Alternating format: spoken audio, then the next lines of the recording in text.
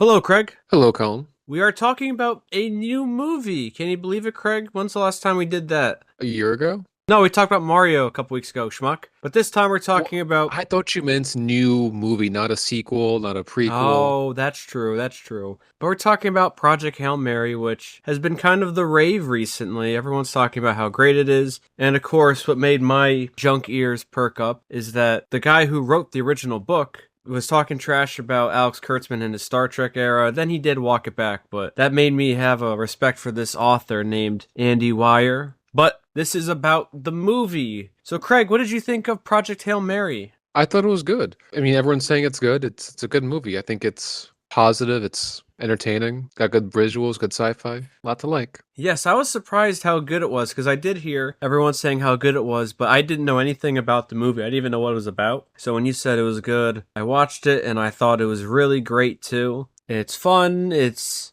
dramatic at the right moments, and it leaves you feeling good at the end. What movies used to be.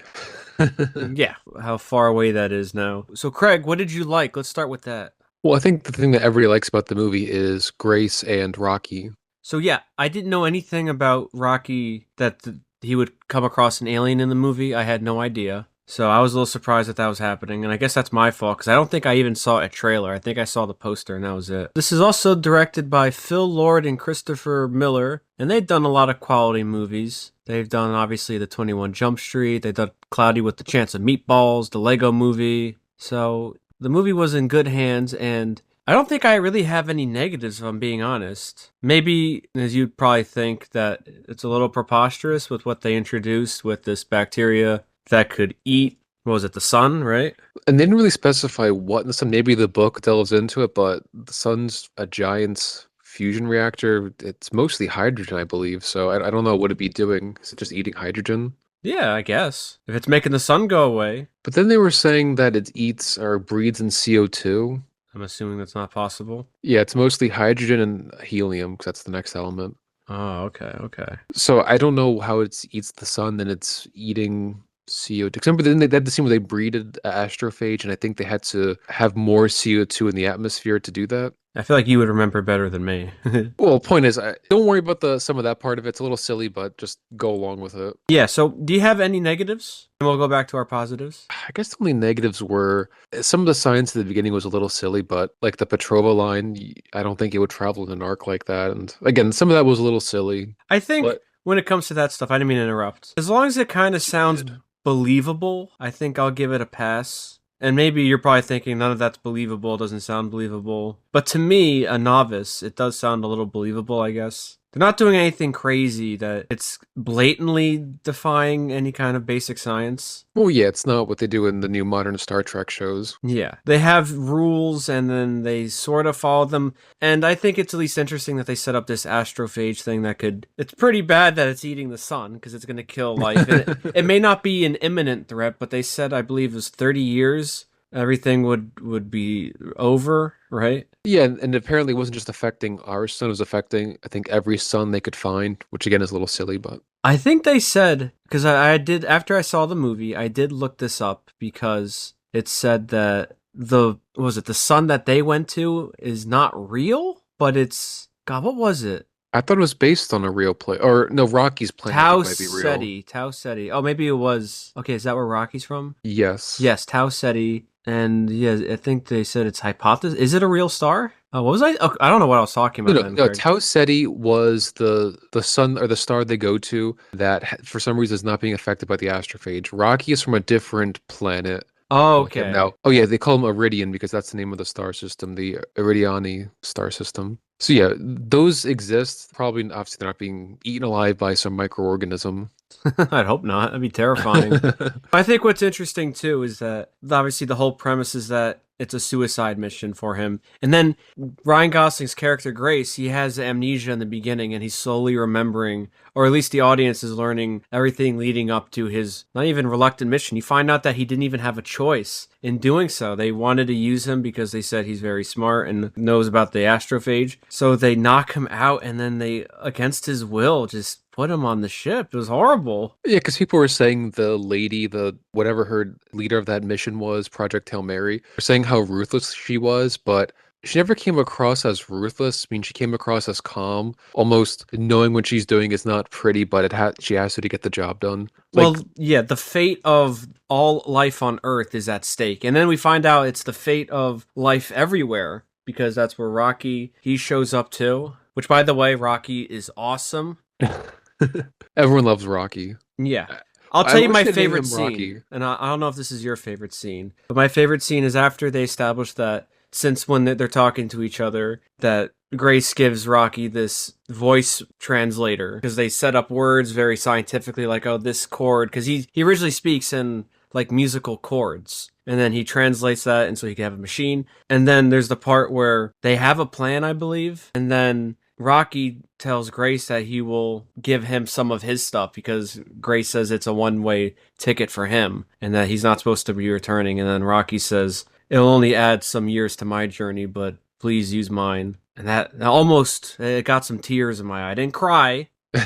I got a little tear jerked. Yeah, seeing how noble Rocky is. Yeah, I thought that was a really good. That was my favorite part of the movie, honestly. Well, I like the scene after he was like, I was just being brave. I didn't want to die out Yeah. here. Well, that's the most astonishing thing about Ryan Gosling is that he has great comedic timing and comedic chops and he's generally very silly, but then he can deliver such great scenes like that. It is amazing. Well, especially the whole thing where we see him being the meek scientist. I like the way they, I guess they edit. I think the book told the story in the same order, but the way they told it, I think it worked. Whereas we don't know what's going on, so we introduce what's going on through the past, and it cuts back to the present. And then I liked more towards the end where, like you're saying, they cut to the decision of him being a coward, where they want to. He doesn't want to go on the trip, and it shows him being brave and saving Rocky because you see how nice Rocky was, and he becomes a better person throughout the trip. Yeah. And then Rocky, of course, returns the favor when they have their plan of what was it? They were like going to not to the surface of that planet because they had to get something. I saw this like 2 weeks ago, so Craig, you're gonna have to remind me. Well, But it, they have to get into the lower, or I guess they're in the upper atmosphere, and they're trying to go as low as they safely can to yes, capture some of the, I forget what they call it, the tau amoeba, what yes, basically yes, eats astrophage. yes. But they got too close, and then circling around the planet, they had to get out of the orbit or something, right? Yeah, as they're getting up, I think they went into the centrifuge and he was spinning too fast and he broke his nose on the keyboard, or not the keyboard, Yeah, the and control because we board. find not find out, but early on, it's established that Rocky, it's very fatal. I guess is it just oxygen is very fatal to Rocky? Both ways.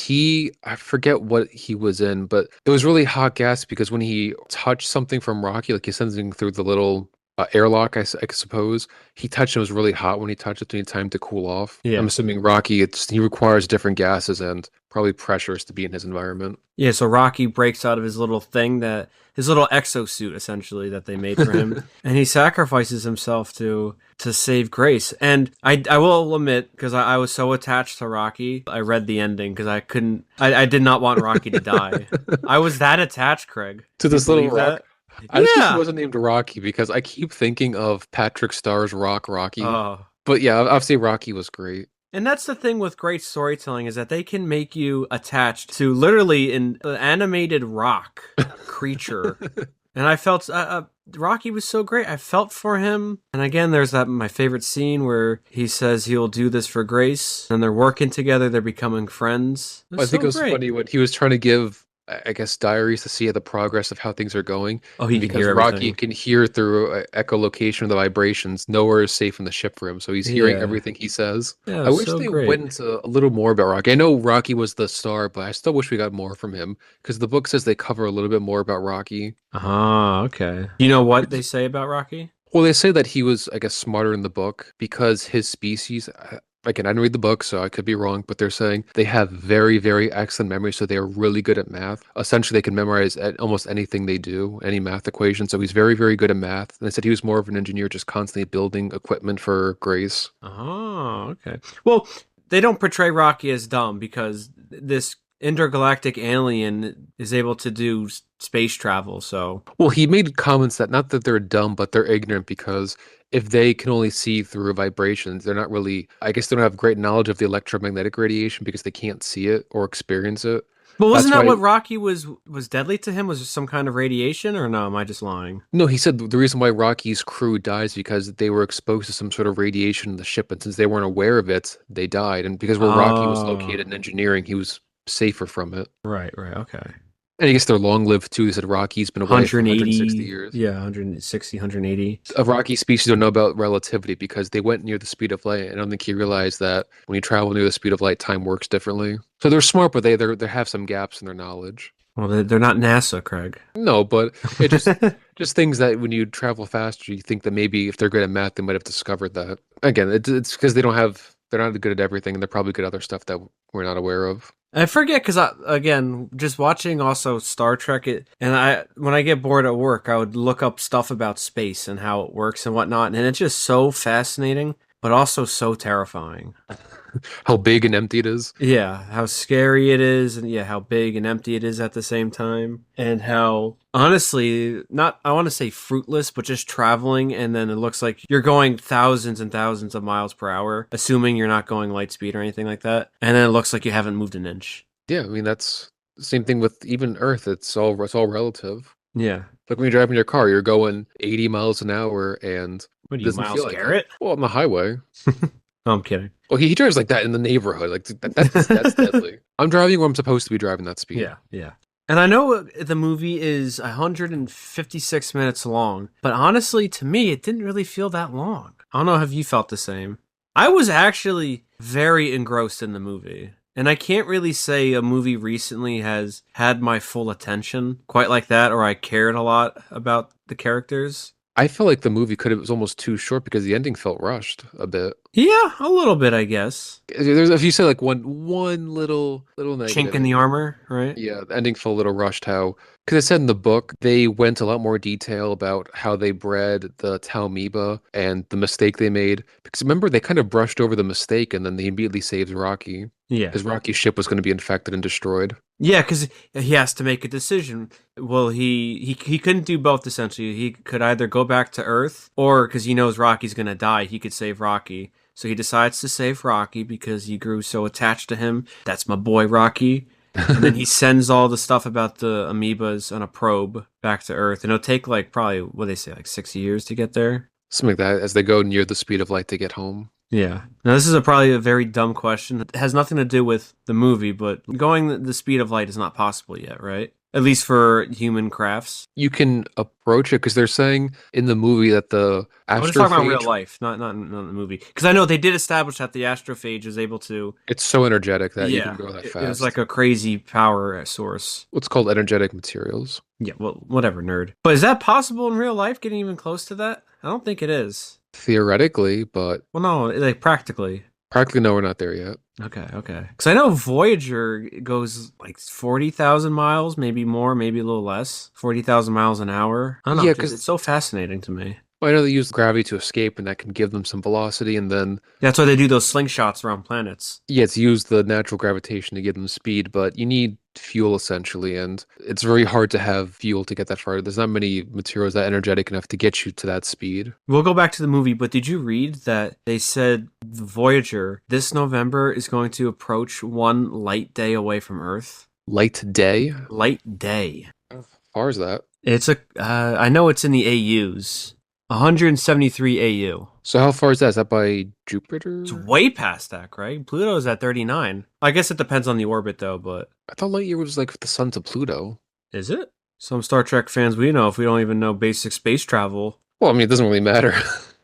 Yeah, it says one light day is about 173 AU, Craig. 173? Yeah. Oh, that's a lot. Yeah. Well, I mean, Voyager's been traveling for 50 years in space. I think also that's what made me so Oh, engrossed. left our solar system. Yeah, it is far. Okay, I'm Is that wrong. it's good science fiction. I don't know. I like sci-fi. I think it's great. And I was just so invested, and I don't know. I don't know what it is, Craig. This movie had like me in a trance. I think it was Rocky. The puppet rock is. And there was a puppet too, which was nice. It wasn't him just reacting to some green blob that they edited in. They had an actual puppet to control Well, Rocky. hold on. I don't want to be that guy. But every time they say we had to stand in on set for him to react to, yes, something physically was there, but it gets covered in CGI as the end result. They remove everything entirely. They said they had a puppet. Yeah, they use a puppet when the day they're filming, and then they go over it in CGI. I mean, I haven't seen the behind the scenes on this movie. That's usually how it goes when they say they use puppets. It's still covered in CGI. It's not the real puppet. Well, of course, but at least there's something physical there? Because my mind always goes to Marvel movies where they're just talking in front of green screens and no one knows what's going on. Well, I don't know if that's better because it's still using CGI. It's still the puppets there on set, but it gets replaced. I Yeah, know but what it's like you're they have people saying. No, I controlling. know. I know what you're saying though, but what I'm saying is that it still gets replaced. That Okay, but artistry at gets least there replaced. was something there that they replaced as opposed to green screens where they're talking to who knows who they're talking to. They don't know where they are. Yeah, yeah. And I think it's cool that they made Rocky this rock creature because they could have just gone for some humanoid alien, and I'm glad they didn't. Well, it ties into the beginning of the movie where he mentioned that not all life is carbon based. Yeah. Because I was thinking of the Horta from TOS. Yes, yes, that lava looking thing, right? The lava meatball. Yeah, it was a silicon based. Yeah, the Horta. That's what I was thinking. Like, oh, it ties into, oh, he was actually correct and he couldn't shove it in anyone's face. Although, that was something that bothered me too, where they're saying that that was such a radical stance on life outside of the solar system or different forms of life. That's a pretty normal take to have. It's not a major criticism, but being some sort of radical is kind of a little silly for that kind of thought. It's not like he said, oh, life is based on uranium. Right. You want to hear something scary, Colin? Yes, tell me. You ever heard of the heat death of the universe? No, I don't know what that is. So this relates to the second law of thermodynamics. That's essentially for in thermodynamics, I'm not a mechanical engineer, but essentially that when you increase and entropy always increases, which is a disorder where like heat is separating away from each other and it takes work to bring that energy back together. So eventually over time, eventually everything's going to spread out and you won't be able to do any more work and then everything will just be evenly spread out and then no more life or heat or anything else in the universe. Oh, It's going to take uncountable number of years to get to this, but essentially relates to the second law of thermodynamics. well, that's always like that thing when you find out as a kid that the sun's gonna end one day. You're like, oh my god, that could happen in my lifetime, even though the warning signs would happen for maybe even millions of years that it's dying. Yeah, we're never going to encounter it. No one we know is ever going to encounter it. Yeah, yeah. I mean, I think even that we'll get back to the movie again, I promise. But I think even they have one instance ever of like NASA seeing a star die, and it was very, very, very, very far away, like or at least supernova. I think there's only one instance of anyone ever seeing it, and if you see the picture, I'll put the GIF when I'm editing. It's just like a little blip. Yeah, probably. I mean, everything's just so far away. Yeah, so fascinating. All right, let's get back to the movie. Can't get on a starship and observe this for some scientific exploration. Then we get caught in some weird sci-fi episode, and then we're fighting different ships that look like us, or I don't know, whatever that happens in the typical TNG episode. Or even the TOS where there's the Gorn, some guy in a terrible lizard suit. Yeah, spits acid in your face, and apparently that makes you grow eggs in your stomach. I might have to mention the new stuff. But this is such a, not to compare it to Star Trek, but this is such a great example of good sci-fi, modern sci-fi these days. I did see people mention this, and I agreed that it's more of a positive sci-fi. A lot of sci-fi tends to be incredibly negative and depressing. Oh, machines are going to take over the planet and kill everybody. You're doomed. You're doomed. While this was more, yes, there's a problem, but eventually we can fix it if we come together and work well together and send our Come best that we can to together, fix yeah, something. as a world, and even come together intergalactically, Craig. It was so great. I think that's what was so charming about the movies, that they could barely talk to each other in the beginning, but they had the same mission, and they bonded over the same goal. Well, yeah, the same goal, similar. Maybe Rocky wasn't sent there on a suicide mission, but his crew died, Grace's crew died, so that's all Yeah. they have is each other. They can't even go to their own separate crews and just be isolated. They have to use each other. Yeah. I know we didn't dwell on this, but I did like Yeah. the scene where they were talking to each other. You Oh, see all those like are the all great. little noises Rocky was making. He made the little O2 molecule to say like, no, it's safe to take off your helmet. Because that was a big leap of faith to trust this alien, assuming he was telling you the right information. Yeah. And also, I've also thought about this because they've sent out probes with information about Earth, some cultural stuff with some mathematical constants and some other math to say like, yes, we know math, and this is what our representation of this math means. Hopefully, you can understand and decipher whatever you come up with for understanding like certain constants like pi. We say it's 3.14. If they have a different numbering system, they might say it's something different, but they can understand that it's the ratio of the circumference to the diameter of a circle. So something like that I think is interesting, and that they were able to kind of communicate and figure out a way to talk to each other, despite having not even different languages, different way different forms of communication. So great. So great. I'm glad you told me to watch this. I'm trying to think of other scenes I liked. Yeah, my favorite though was that scene where it made me not shed a tear, but it got me all emotional. Get back in there, tear, and you suck it back up. Yeah, because it was reminiscent. Because I think the other time that's ever happened to me was when I saw Godzilla Minus One in the theater. And there's that scene where, because for those who haven't seen that movie, the main character is a suicide bomber who didn't destroy himself during World War II. In the beginning, everyone's telling him he's a failure, he should have killed himself, and they say, "Why didn't you do that?" And at the end, one of the people that blamed him for the death of all these people on this island, he says, "No, don't die, live." I remember when I first saw that, I almost got a tear. I had to fight it. Well, it actually relates to a scene that we saw in this movie where all the people who are going up, they're saying, "Why are you doing the suicide mission?" They're saying, "I'm not just doing it for me, I'm doing it for these specific people that I have home," and Grace doesn't have anybody. Yeah. That's probably the reason why he's a coward, because he doesn't have someone pushing him to do this. Now he has Rocky pushing him to be a better person. Yeah, I think that lady even says that to him, that he has nobody to go home to, so Yeah, he's makes being him the perfect to coward. drug him, send him on his way. Off you go. Yeah, I mean, that was kind of sad too. It's messed up. But again, there's the context of it's not malicious per se. It's no joke. It's for the fate of the world. And again, she didn't come off as like cruel, like, haha, I'm sending you on the suicide mission. It's more of, I don't have a choice. You're going to go, and I believe that you will do the right thing and save us all. Yeah. Because apparently the book goes into part of the reason why he was chosen is that he has this coma gene that only certain people can be put into a coma for space All right, well, travel. I'm glad they didn't do that. That sounds a little silly. Yeah, people were mad that they cut that out of the book, and I think that was better that they cut it out. Because who cares if they got the coma gene? It's more about his knowledge that was more important versus him being able to survive a coma. Yeah. I mean, that is such, I want to say a terrible fate, but imagine it's a one-way trip and you're just stuck out there in space. Like you finish your mission that takes years to do. And you're like, "Oh, I guess we just turn off the life support. You'll go unconscious in about 14 seconds." Well, there's that dark humor where they were Yeah. saying different ways they're going to kill themselves. Yeah. I want to go out quick. And when this is done, I'm killing myself. Space is scary, man.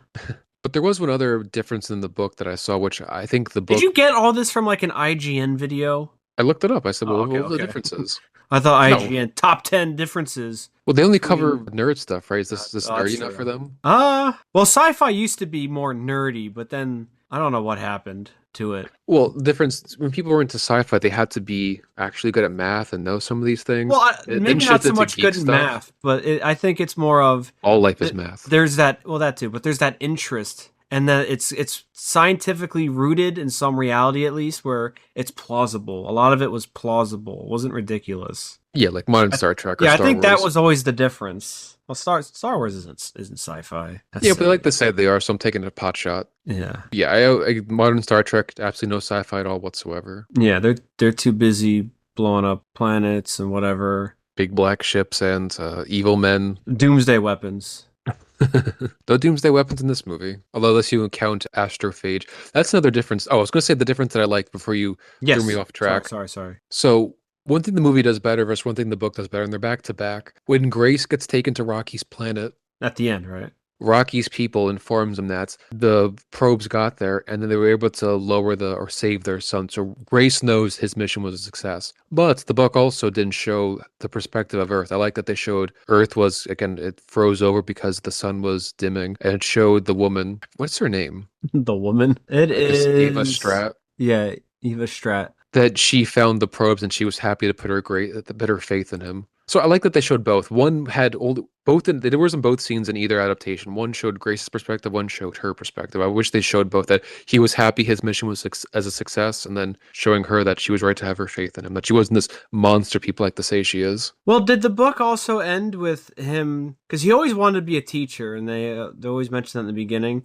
And at the end, he gets to teach all the creatures that are like Rocky at the end, and they're all happy, and he's living on Rocky's world. Yeah, I think that was in the book. Okay, and Rocky even says that, yeah, we could send you home now. But He to was happy to him, be among Rocky yeah, and his that's people. home. I'm glad he got to stay with Rocky at the end. And I also like, this is a nice little touch, that they're so accustomed to each other and they know each other so well that he doesn't even need the translator anymore. He understands his little musical chords and chirps. Oh, that's a good catch. I didn't realize that. That's such a nice touch at the end too. Yeah, they can talk to each other. Yeah, so nice.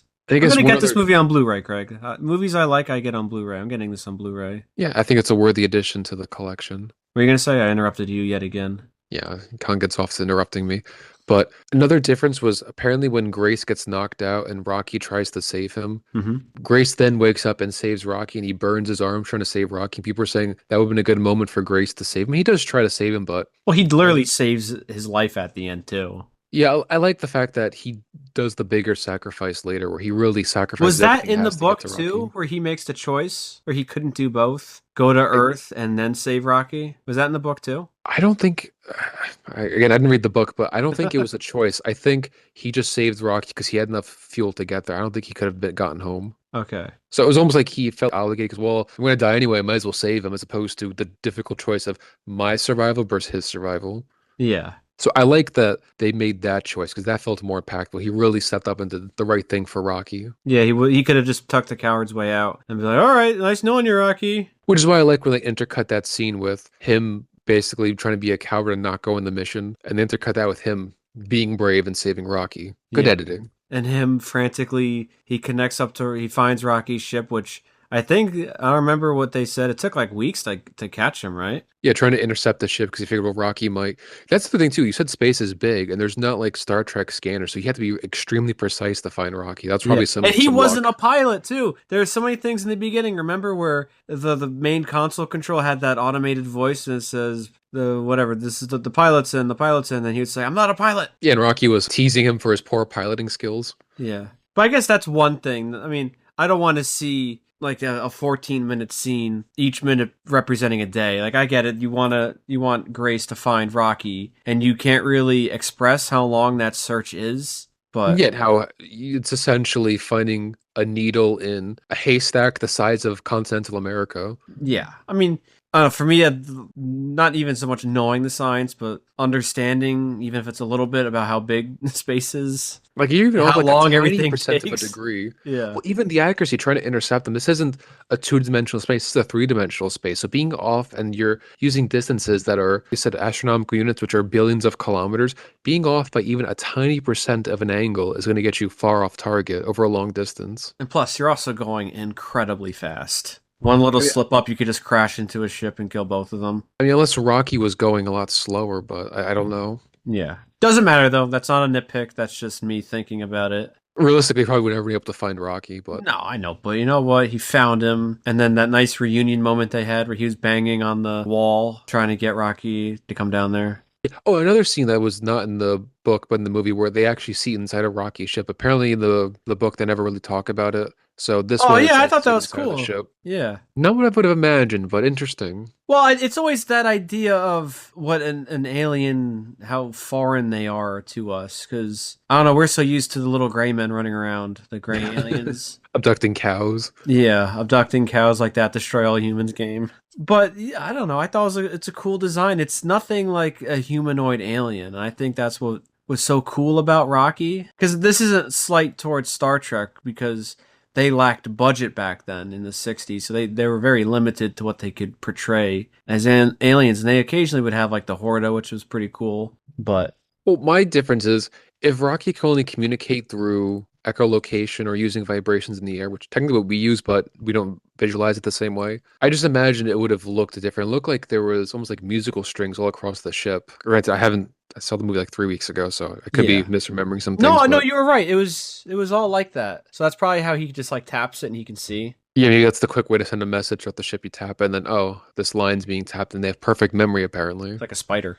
Did I mention this before where they said the breeding of the Talmiba was very extensive in the book and they kind of brushed Yeah, it you did over? mention that they kind of skipped over it. And I feel like we always talk about this is that the timeline for stuff that happens in a movie versus a book, it has to be condensed for a movie, which is ironic because I was just talking about how for a movie that takes place in space, like I feel like they have to sometimes show how long that journey is, but for most of the Well, case. the other thing is, in a book, you can hear the person's thoughts inside their head Yeah. easier. Can't really, it doesn't translate as well into a movie. And that was one of the common complaints for book fans that you heard a lot more about his internal thoughts and his reasoning as to why he did things. And it was a lot slower paced doing the science, and the movie sped it up a bit. And I don't think it was to necessarily dumb it down. I think it was, we can't really have him internally monologuing and doing, Well, science is actually very boring and it takes forever. yeah. So you got to speed up a bit for But the also the audience. internal monologues was replaced by his video messages. Yeah, to some extent, but seeing every slow step, it doesn't really translate well to movie. Science is Yeah, actually like very boring. his thought process in the moment, right? That's probably Yeah, what people are referring the to. steps of why he did this, it failed, and reiterating slowly over time to figure out the solution. Right. Because it took him, they said it spent a good, not a good chunk, but a decent amount explaining how do you bred the astrophage or the Talmiba? And I guess that is kind of important for the movie because that is what saves them at the end, or at least saves Rocky. Well, no, it saves everybody at the end. Yeah, and it was just how he got to and why the mistake of the Xenonite containers is what infected his ship, but that's what is going to destroy Rocky's ship because his whole ship was made out of that. Yeah. So again, little differences. Apparently in the book too, they said that CO2 bred the astrophage. Apparently they nuked several times over Antarctica to increase global warming. Oh, wow. They completely omit that. And I can see why it's a little silly to, Would that I guess, even watch. work? Because wouldn't you just pollute the air with radiation, which will kill a lot of things? Well, considering the fact that everything's going to die, I guess it was Well, worth I the guess there's risk. no alternative in that case, yeah. I think they were trying to heat up the water and release a bunch of carbon dioxide into the air. But wouldn't that just put radiation everywhere? Not necessarily. They weren't, I don't think they nuked the entire, maybe they did nuke the entire Well, continent. I do know that the Bikini Atoll is still radioactive to this day, like a lot of that area, and that's because that's where they did a lot of tests. So Yeah, but it goes away eventually. I mean, Eventually. not in our lifetime, apparently. But you look at Hiroshima and Nagasaki, I mean, That's there true. people are living there now. Yeah, that's true. I think it probably depends how much they tested, what kind of The bombs they used. yield, right? The yield of it. Also the technology of what kind of bomb they were using. That's fair. That's fair. That does seem a little silly though, nuking Antarctica. And they said they bred a ton of astrophage in the Sahara Desert. Again, so they kind of skipped over the breeding. I guess it's interesting, but there's only so much you can do in a movie. And Well, trying to I keep also it just do more like streamlined. that we only really see those people in flashbacks that were for the most of the movie were with Ryan Gosling and then Rocky. And it's all happening now. There's no flash forwards, I guess, or whatever, but everything is happening now with only Rocky and Grace. We don't cut back to how it is on Earth until the very end where everything is frozen-ish. We didn't cut back to the humans when Grace is with Rocky is what I'm saying. Yeah, again, just the flashbacks and Yeah, just sticking with them the whole time in real time too. well, plus, I mean, what were they gonna do? Just complain that everything's horrible. I hope Grace doesn't Yeah, chicken that's out. true. That's true. Please, Grace, don't chicken out. And I wonder if people, their eyes rolled, maybe the people who aren't sci-fi fans, but if their eyes rolled saying like, oh, it's 30 years or whatever, the world's going to end. But that is such a horrible thought. And that is such a scary idea that in 30 years, the world will end and it's not like it will end at that moment. It's going to progressively get worse until it ends at that moment in 30 years. You know? Once you mentioned too that countries would kill each other for resources, that Yeah. 30 years was optimistic. That it's probably going to be even less than that because we're probably going to have countries fighting for resource, and the smaller Yeah. ones we get I nothing. mean, think of it like this. That 30-year endpoint is the last person. So X amount of people are going to be dying every day at a whatever ridiculous rate it will be, you know? Yeah, not fun to think about. Yeah. I thought that was honestly pretty terrifying. And of those 30 years, it'll take Grace like 6 years to get there. He saved the day. Hopefully, they named some school after him. Well, they definitely would, honestly. That man's a hero. And Rocky's a hero too. Yeah, don't forget Rocky. Yeah. Do you have any other differences about the book and the movie that you know of, at least, that you read? That was the main differences. Again, there's probably other stuff that I missed because again, I didn't read the You read book. the book. No intention of reading it, but Would those you what read it? I know you said you have no intention, but would you consider it? I don't have the time for it. Okay, that's fair. But you need to read more. I don't have time to read for pleasure. That's true. Any other significant differences? Or you covered all the major ones? Sure about the sequel they're working on? They are for this? No, I'm just kidding. Oh, I was gonna say, there's no way you could do a sequel I mean, I will unless you say, do. I guess so. Imagine you do a buddy cop, Rocky and Grace, and they solve crime On his planet. on his planet. Oh God. You know, some idiot's gonna pitch that, and hopefully the he's made enough money where he doesn't need to desecrate his work. Yeah, and he did make jabs at Alex Kurtzman, so he's okay in my books. This guy. Well, it's not just us who thinks the movie is popular because apparently it's getting a second run or getting Yeah, extended run in so the I guess theaters. we didn't mention in the beginning, and I usually do mention that it has right now it has grossed $518 million. No, oh my god, it just changed. I just refreshed. It's grossed $533 million at the box office, which is pretty good because, again, I think people probably weren't expecting this movie to do too well. But it's doing great. It's doing great critically. It has a 94% Rotten Tomatoes, a 77 out of 100 on Metacritic, and it got an A on CinemaScore, but I don't know if anyone cares about that because a lot of bad movies get good grades on CinemaScore. They just interview people and they get a consensus grade on the opening weekend or something. So CinemaScore is garbage to, you don't take that seriously. Plus, I think word of mouth is usually what I think is a better indicator. Where Yeah, I saw the 8.4 out of 10 too. I saw people online saying that it was really good. I recommend it to you. Yeah, yeah. Really good. I think this is probably not one of my favorite movies I've seen recently. I will say this year, this is my favorite movie I've seen this year, I will say. That's fair. Yeah. New movie, you mean, or just new or anything? I think, yeah, new. And probably just movie in general. We watched such garbage this year, so. But yeah, I really liked it. Even though it's long, I didn't feel long to me. I thought it was exciting, entertaining. It had the good sci-fi, and Rocky was great. We love our boy Rocky. Yeah. And you can make fun of me for being so distraught about the fate of Rocky that I had to look it up before the movie was over. I didn't think they were gonna kill him. I think he was too cute, and I really didn't think they were. If they killed him, that would have you been a see, shock. my fascination with Rocky wasn't because he was cute. It's because he was so pure. He was. Well, I say cute because the talking Rock. I'm pretty sure everyone loves Rocky. Well, yeah, but he was on the same mission as Grace, and he was so selfless when he offered to get rid of some of his fuel for Grace. And Grace didn't even ask for it. It wasn't like he was begging Rocky and Rocky caved. Rocky offered it because they're friends, Craig. Yeah, you offer it to me willingly. Yeah, they're friends. That's why Rocky was so great. I mean, he was very helpful. Ryan Gosling, great acting by him where he starts breaking down.